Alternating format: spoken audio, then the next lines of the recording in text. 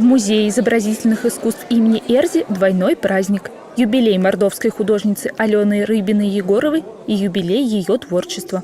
В честь знаменательной даты открылась ее первая персональная выставка, где слов важнее тишина. Представлено много работ разного направления. Здесь есть и пейзаж, и натюрморт, и портрет, и иконопись. То есть 5 икон я представляю в этой выставке впервые.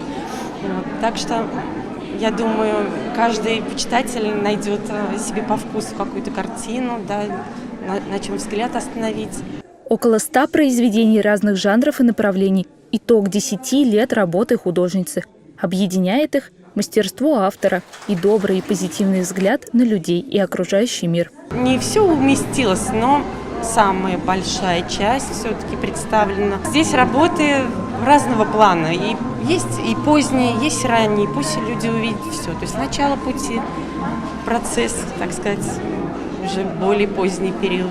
Большинство работ, представленных на выставке, – портреты. Это любимый жанр художницы.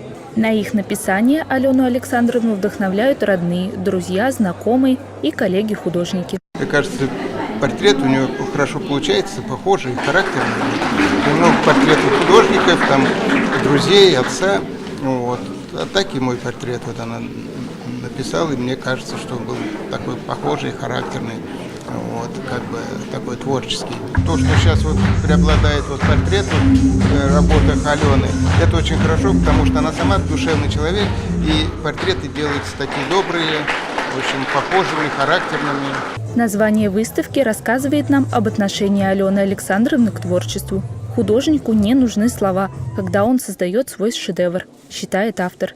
Забыть обо всем, в тишине наслаждаясь картинами художницы, можете и вы. Посетить выставку Алены Рыбиной-Егоровой можно до 4 февраля. Екатерина Журавлева, Алексей Демин. Наши новости.